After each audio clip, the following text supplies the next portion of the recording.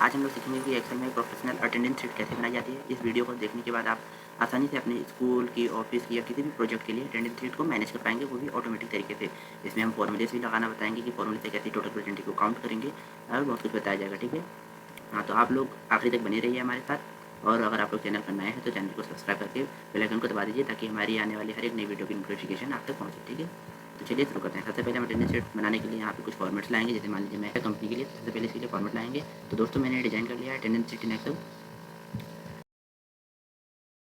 मैंने कुछ नेम्स ले लिए हैं और कुछ डेट्स ले लिए। इसमें हमें एब्सेंटी प्रेजेंटी काउंट कर रहा हूँ। तो देख लीजिए, अब इतने में मुझे एब्सेंटी प्रेजेंटी लिखनी है। एब्सेंटी प्रेजेंटी लिखने के लिए हम पी ए या एल ऐसे भी लिख सकते हैं, लेकिन अगर हम कुछ प्रोफेशनल लेवल में काम करना चाहते हैं, कुछ अच्छे तरीके से काम करना चाहते हैं, तो हम इतने सेल को सेलेक्ट करें, इसमें ड्रॉप डाउन लिस्ट बना देंगे ताकि हमें बार बार मैनुअली टाइप नहीं करना पड़ेगा। ठीक है, इतना मैंने सेलेक्ट किया। फिर मैं यहाँ पे जाऊँगा डेटा वैलिडेशन में। डेटा वैलिडेशन में जाने के बाद मैं लिस्ट अप्लाई कर दूँगा। ठीक है, लिस्ट अप्लाई करने के बाद फिर यहाँ पे मैं प्रेजेंट, एब्सेंट और लीव, ये तीन चीज़ें होती हैं। पहले प्रेजेंट का ले लेंगे, फिर एब्सेंट का ले लेंगे और फिर लीव का ले लेंगे।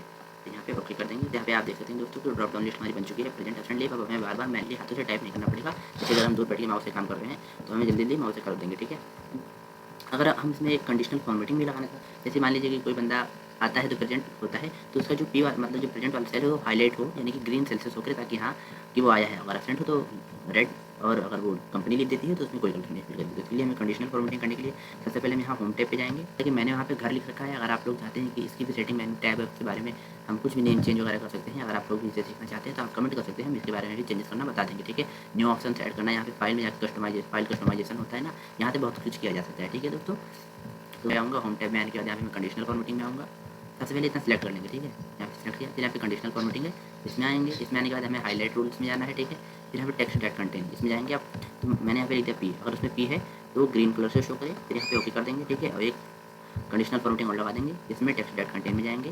फिर यहाँ पे अगर एब्सेंट है तो रेड लाइट यहाँ पे पहले से ऑलरेडी होता है। ठीक है, फिर इसको ओके कर देंगे। ठीक है, अब यहाँ पे हम कुछ भी लिखेंगे तो अटेंडेंस शीट ऑटोमेटिक बन जाएगी। ठीक है, जैसे देख लीजिए यहाँ पे पी लिखा तो ये ऑटोमेटिक ग्रीन होगा। ठीक है, जैसे मान लीजिए इस दिन ये एब्सेंट रहा, इस दिन ये एब्सेंट रहा, और ठीक है यहाँ पे ये प्रेजेंट रहा। ठीक है, यहाँ पे भी एब्सेंट रहा, यहाँ पे प्रेजेंट रहा, एब्सेंट रहा, 2 दिन लगातार। यहाँ पे हमारी कंपनी खुद लीव दे देती है। या कंपनी लीव देगी तो सबके लिए लीव होगा, यानी कि इसी के लिए नहीं, तो यानी कि इस पूरे सेल में ही लीव हो जाएगा। ठीक है दोस्तों, इसमें भी लीव दे देंगे, क्योंकि हम कुछ दूसरा लिखेंगे तो लिखेगा ही नहीं। जैसे कि मान लीजिए हमने प्रेजेंट की जगह पर गलती से एब्सेंट लिख दे रहे हैं या कुछ भी, जैसे कि मान लीजिए कोई बंदा आया लेकिन हमने पी की जगह पे ए प्रेस कर दिया गलती से, तो हम यहाँ पे ड्रॉप डाउन लिस्ट लगा रखा है तो लेगा ही नहीं। ठीक है, तो इससे हमारा एक फायदा होता है कि डेटा वैलिड रखता है, यानी डेटा के एक्यूरेट हमेशा बनाए रखता है। ठीक है, तो यहाँ पे जब तक हम गलत लिखेंगे तो लेगा ही नहीं, इसलिए क्योंकि यहाँ पे हमने ड्रॉप डाउन लिस्ट लगा रखी है। ठीक है, तो इससे हम बच सकते हैं। जैसे कि मान लीजिए कोई बंदा आया और हम उसकी प्रेजेंट की जगह पे एब्सेंट कर देते हैं तो उसकी एक दिन की कमाई चली जाएगी ना, जिसकी वजह से यहाँ पे हम ड्रॉप डाउन लिस्ट लगा देंगे ताकि हमसे गलती ना हो। ठीक है, यहाँ पे हम कुछ भी कर सकते हैं। मान लो ये एक दिन आया, एक दिन नहीं आया, कुछ भी। अगर हम पी लिखेंगे तो उससे हाईलाइट होगा, ए लिखेंगे तो उससे हाईलाइट होगा। ठीक है, तो आप लोग देख सकते हैं दोस्तों कि मैंने यहाँ पे ऐसे ही डेटा फिल कर लिया। ठीक है, हाँ दोस्तों, तो अब हम इसकी टोटल प्रेजेंटी कैसे काउंट करेंगे। जैसे मान लीजिए टोटल प्रेजेंटी ई, टोटल प्रेजेंट कितने दिनों टोटल प्रेजेंट रहा। जैसे मान लीजिए 1 महीने का डेटा होता है तो हम यहाँ पे टोटल प्रेजेंट कैसे काउंट करेंगे, तो इसके लिए हम काउंट इफ फॉर्मूला आएंगे। ठीक है, इफ वो मतलब एक रेंज दे, पहले यहाँ पे रेंज देना पड़ेगा। ठीक है, और फिर यहाँ पे हम कॉमा लगा के हम क्या काउंट कर रहे हैं, प्रेजेंट काउंट कर रहे हैं, तो टोटल से वो प्रेजेंट ही काउंट करेगा। ब्रैकेट क्लोज करके क्या करेंगे, एंटर कर देंगे। तो इसमें मतलब 3 दिन एक महीने में 3 बार आया है, एक ये रहा और एक ये रहा। ठीक है, इसको हम सबका फाइंड करने के लिए यहाँ पे हम डबल क्लिक कर देंगे तो सबका फाइंड होकर आ जाएगा। ठीक है, यानी कि ये पूरी 5 दिन आया है। जो ये समीर खान है, ये 5 दिन आए हुए हैं। इसको हम थोड़ा ऑटोमेटिक कर लेते हैं। देखिए ये रहे समीर खान जो है 5 दिन आया है, तभी इसकी मतलब यहाँ पे जो टोटल प्रेजेंट निकल के आ रही है वो 5 दिन निकल के आ रही है। हम टोटल एब्सेंट कैसे निकालेंगे देख लीजिए, यहाँ पे लिखेंगे इक्वल्स टू, ये टोटल एब्सेंट कैसे निकालेंगे, इक्वल्स टू काउंट इफ का फॉर्मूला लगाएंगे। फिर यहाँ पे हम टोटल रेंज दे देंगे, रेंज हम केवल प्रेजेंट की देंगे, ना कि इसकी टोटल प्रेजेंट की भी दे देंगे। ठीक है, कॉमा लगाएंगे। फिर यहाँ पे हमें फाइंड क्या कर रहे हैं, एब्सेंट फाइंड कर रहे हैं तो एब्सेंट लगा देंगे। फिर ब्रैकेट क्लोज करके एंटर कर देंगे। तो यहाँ पे मतलब ये 1 दिन एब्सेंट रहा है।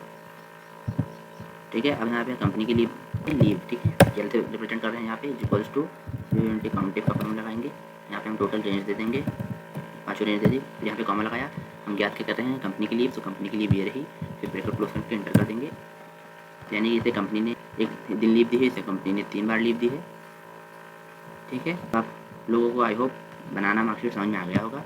अगर आप लोगों को वीडियो समझ में आया है तो वीडियो को लाइक और चैनल को सब्सक्राइब कीजिए। बॉर्डर लगाना चाहें तो बॉर्डर भी लगा सकते हैं। ठीक है, यहाँ पे या फिर Alt+H+B+A प्रेस करेंगे तो ऑटोमेटिक बॉर्डर लग जाएगा। ठीक है, मैनुअली बार बार आपको जाना नहीं पड़ेगा। तो आई आप लोग तो वीडियो को लाइक कीजिए और अपने दोस्तों के साथ शेयर कीजिए ताकि वो लोग भी अपनी नॉलेज को बूस्ट कर सके। ठीक है, धन्यवाद।